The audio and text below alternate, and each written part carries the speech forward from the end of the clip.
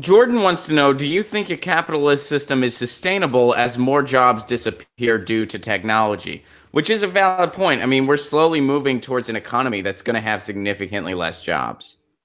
So we already did, right? If you look at the way that the economy was structured after the Industrial Revolution. We switched to a predominantly service industry. I think capitalism has the ability to pivot faster than anything else. I think capitalism has the ability to create ingenuity and solve for problems. We have real problems with technology like automation, right? We can talk about bringing manufacturing jobs back, which I think we should, and I think we can, through unions and local pressure to buy here, make here, et cetera. But that's also going to be far and away less of a problem than automation, right? Everything that we're reading about, a lot of manufacturing, a lot of independent contractors, truckers, the more cars and everything drives themselves, we're going to have a lot of people out of the labor force.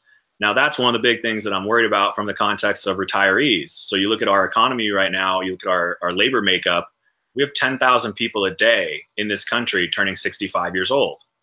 Now, they should be falling out of the labor force, but even if they do, how much more a burden are we going to have on, again, Social Security and Medicare?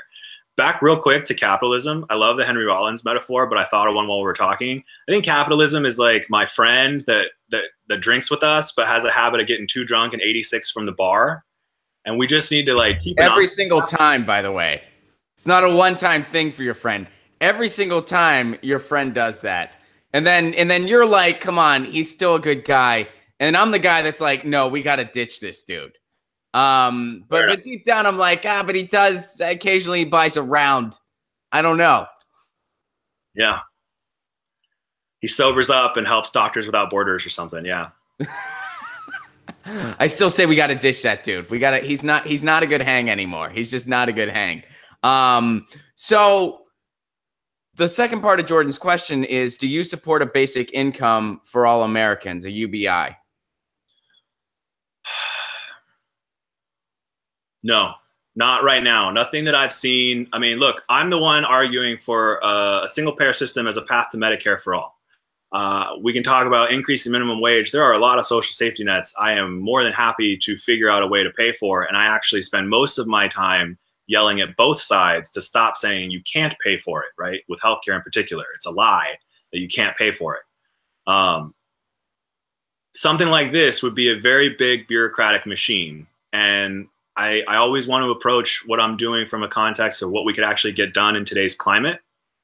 I'm not going to sit here in an idealism vacuum and pontificate about the perfect world that we'd like to see.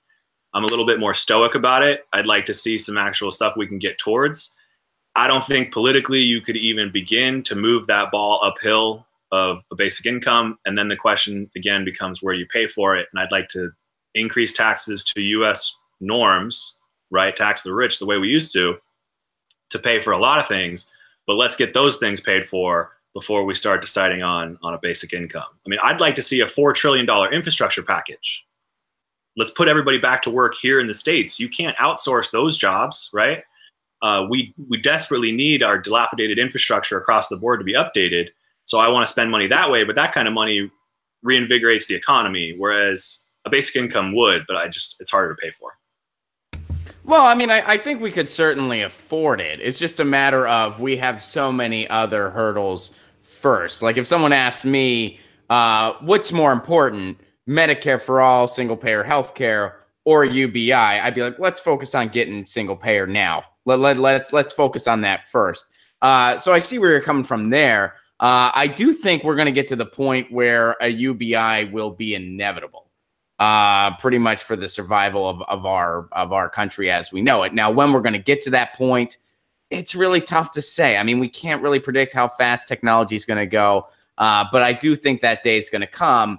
But I'm with you that we should be focusing on infrastructure and healthcare for all. That should come first because that's something that we needed to fix yesterday.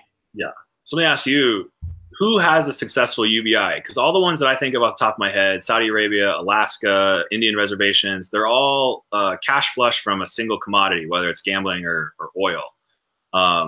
Do any of the Norwegian countries have UBI? Or who has it? Off the top of my head, I can't. I mean, off the top of my head, I can't say it. I don't think it's something that's going to happen tomorrow, but I do think it's going to be something that will eventually be something common, not only in our country, but in other similar countries in the world. And I'm sure some folks at the chat, some stuff is coming to their heads. But yeah, I mean, again, it's one of those things. It's not going to happen tomorrow. I do think we're going to get to that point in time. But as far as when that's going to be, I don't know. And who knows? Maybe technology is going to fool me the other way. Maybe we're not going to have self-driving cars as soon as I think we're going to. And a couple of people in the chat are pointing out that Australia does some form of a UBI. Cool. Yeah. So Norway, some other folks in the chat are pointing out. Hey guys, thanks for watching. That was a clip from Get Your News On with Ron, the world's first viewer-curated streaming news show.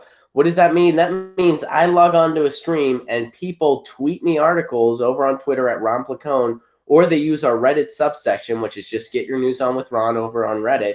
And that's how we build the show. I'm seeing all these articles for the first time. We are literally getting our news on together. Follow me on Twitter at Ron Placone so you can participate. And this show streams live every Tuesday through Friday at 10 a.m. Pacific Standard Time, so please do tune in. If you want to support this show, you can do so over on patreon.com/Ron Placone, where for as low as $1 a month, you get access to exclusive podcasts every week, exclusive videos, free tickets to shows when I'm performing in your town, and more for as low as $1 a month. Please do consider it. Thank you so much for your support. This has been Get Your News On with Ron.